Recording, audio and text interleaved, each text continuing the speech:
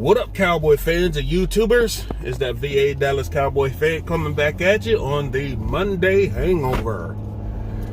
Boy, did you stay for that butt whooping yesterday? Were y'all around for all of that? I'm sorry. I admit it. I quit. I did just like the players and I quit. Like, before halftime, I was done.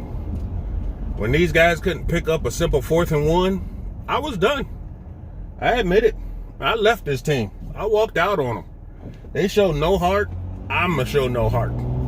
Sorry, I left you. I mean, I'm going to still be around. Still root for these clowns. But, yeah, this season's in the toilet. Let's just be honest. When the offensive line started losing players weekly, we pretty much should have known that this team was not going to make it. The nail in the coffin was Dak. Once he was gone, this team just had nothing.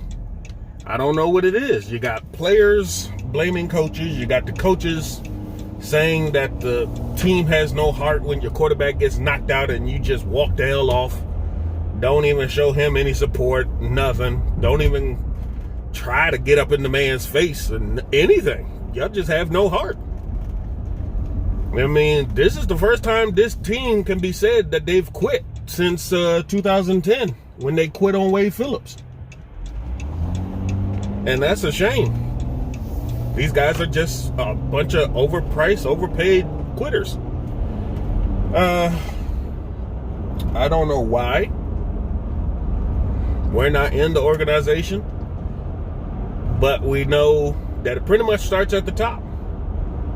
You can't blame coaches and players without blaming the organization as a whole. From the lower rung top guy, Will McClay, you're supposed to be scouting out people. You're supposed to be the one getting us players that can at least be average or something. And it looks like you're not even doing that well anymore.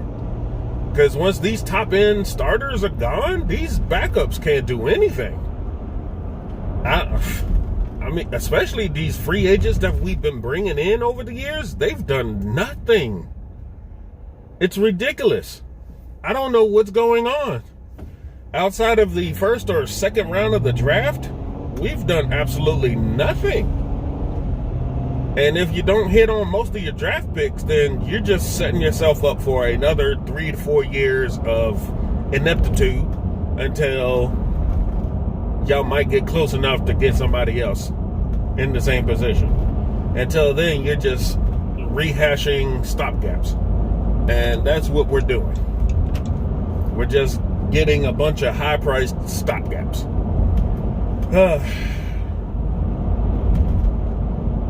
It just doesn't work. It just doesn't work.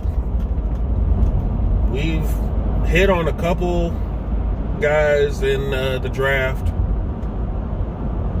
but everybody outside of maybe round 3 have been busts. They haven't really done that great for us. Dak has been an exceptional piece that they lucked into that. They weren't even trying for that. He was our compensatory pick. You know? They weren't even thinking about that. You know, they were really like, yeah, we'll get some random guy to step behind Romo and Kellen Moore. Let's not forget, Kellen Moore was the backup quarterback to Tony Romo. If he didn't get hurt before Romo, who knows where this team would be? Dak would have been gone. He'd have been sitting around for all these years behind Kellen Moore and us losing every single year, and Jerry Jones whiffing at every quarterback in the draft trying to get somebody to come in. God, we're living through it. We're living through it. I was there. I was alive through the 1-15 season with Jimmy and them. I've been alive for the 5-11 years. I mean, social media and, technology today makes it seem a whole lot worse. But good Lord.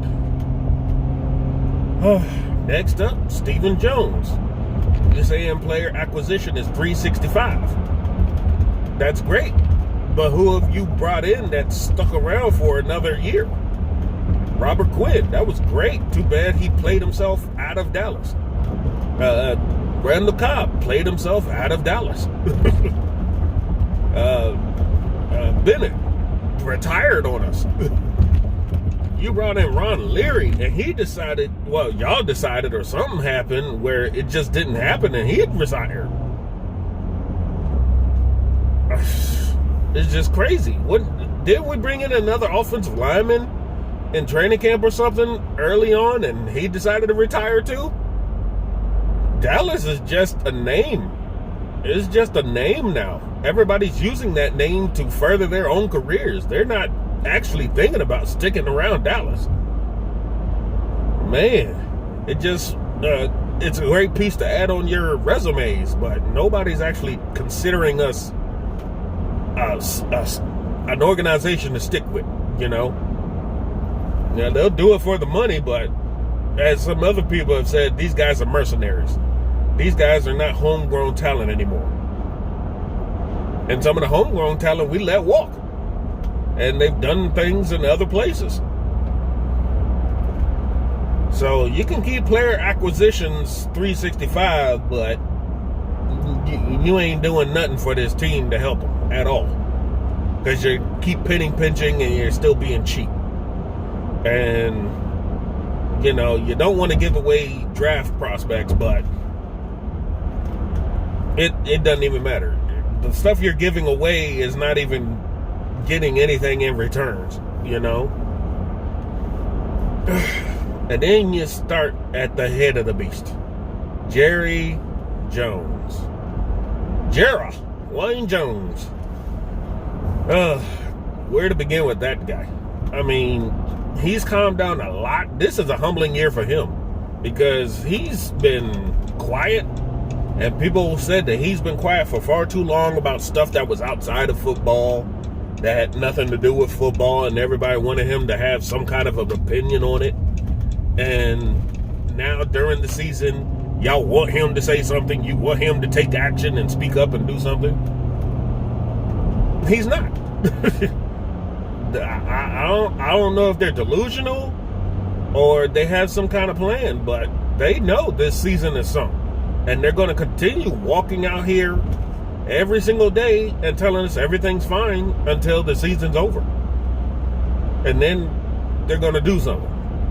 Because they're not going to do anything in season. You can forget it. They can say they're buyers at the trade deadline, but they're not doing anything. It's far too gone. This season's just far too gone. We've lost too many players for them to just get one person and think it's going to change everything. It's over. Unless you got a in their prime Roger Staubach or Troy Aikman or somebody coming in them doors, you're not getting a decent quality quarterback right now. Unless you're trading for somebody's backup to try and lead this team, you're not going to get anything. All the people who said Andy Dalton was going to be a serviceable backup, I guess he didn't think he was actually going to get in the games. I read somewhere on one of these sites that the week after the Giants game, that whole week leading up to Arizona, the man didn't even know his the offensive line calls. He didn't practice with these guys, really. He did nothing all offseason, basically. He had no idea what to do. How, as an umpteen-year veteran quarterback, do you not know your calls for a team you've been on for months? I get it. The pandemic slowed some stuff down, but you can't blame that for everything. I mean, good Lord. That's on Andy Dalton, not getting in tune with his players, and you're the quarterback. You're not taking the extra time to get to know anybody. And it shows that you have no idea what you're doing out there. You probably don't even know the offensive line guys' names. So you're just out there trotting out, running whatever the hell they give you, and you don't even know audibles. You know kill, but everybody knows that. And we know every kill is pretty much leading to a running play. And those plays don't do anything. I'm just shocked that this team is just not letting the chains off the doors. You had a chance with Prescott and you mucked that up when you're still not giving these quarterbacks free reign to run an offense. You're letting Kellen Moore call in every single play, and you're having these quarterbacks run every single one of those plays. And these plays are horrible. Let's admit it. We're going to get to them too. I don't know what the hell Kellen Moore is thinking on half of these things.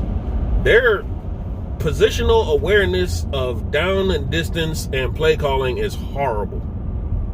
I tried to stick with Kellen Moore. I tried to give him benefit of the doubt, but his play calling is atrocious. I don't know what it is with him and screens. He's always got to have a screen pass, running back screen pass, a wide receiver screen pass, and you're already in long distance down, second down and long, and you're throwing screen passes when the defenses know it's coming?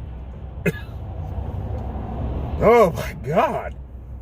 I mean, it's just horrible all around. Jeez.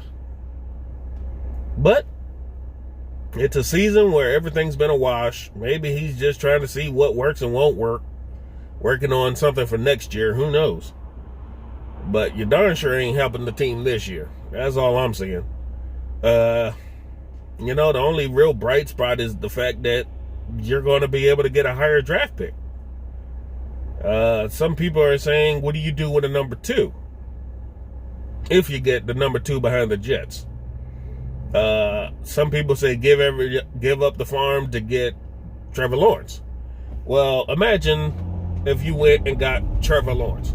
And we're still in the pandemic. We still can't have a real training camp and no real offseason. And the offensive line, again, gets crippled. He's not going to do anything for you. He's going to go out and get murdered too. And if he gets knocked the hell out, then what are you doing? So I don't know why everybody's keep doubting Dak. Everybody keeps saying tanking for somebody else. Can't you just enjoy the freaking team that we have? I'd like to get rid of some players, but they're not going anywhere. I'd like to get better pieces, but it's not happening. So I'm not going to worry about that. I'm not going to wishful think on players like Trevor Lawrence when I got Dak. I got Dak. Why am I worried about getting somebody else? They just got to seriously look in the mirror, figure out what they're going to do for next year, because this year is a wash. With the draft picks coming in, it's best to just go ahead, stockpile a bunch. Even if you're getting, the second overall pick, you might as well just go ahead and move down in the draft and get something great. Get a couple players out of it, Why? Might as well. Well, that's all I'm looking forward to right now. Because even if we had the number 2 overall, who's to say that we're going to do anything with it? Because you can't seem to find any complementary pieces to surround something. It's all for naught. We've got to do better. We've got to do better. And that's Jerry, to Steven, to Will, to the coaches, to the players who can't even communicate with each other. They got to look at themselves and say, hey, if I was a fan, if I was outside looking in, how does this look? Because it doesn't look good. It looks like I'm showing no effort. And I can go on TV, I can get a mic in front of me and keep saying this, that, and the other, but I'm not showing it on the field. Maybe it's time I buy into whatever these guys are talking about.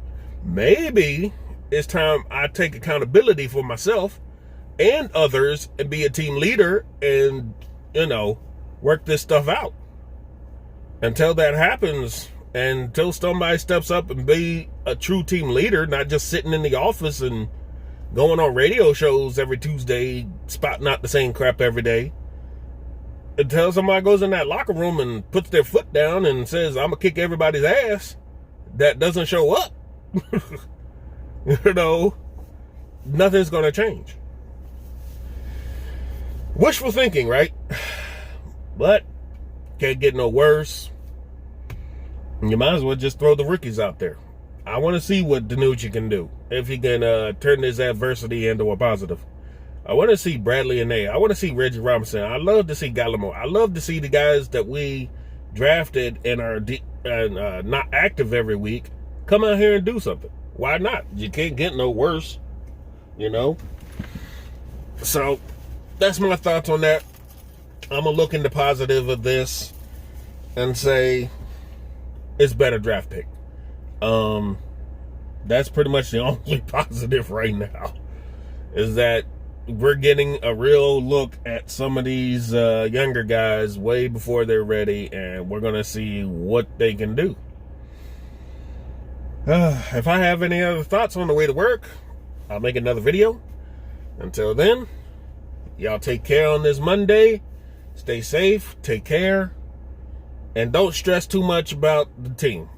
They're paid, grown-ass athletes that do what they want to do. They don't care about us. They just do what they want to do, and we're just going to have to get over that. We can call them soft. They can call themselves soft. Until somebody steps up and plays harder than being soft, it's going to be what it's going to be. All right. Got a guy out here do this stuff. Y'all take care. Talk to y'all later. Peace.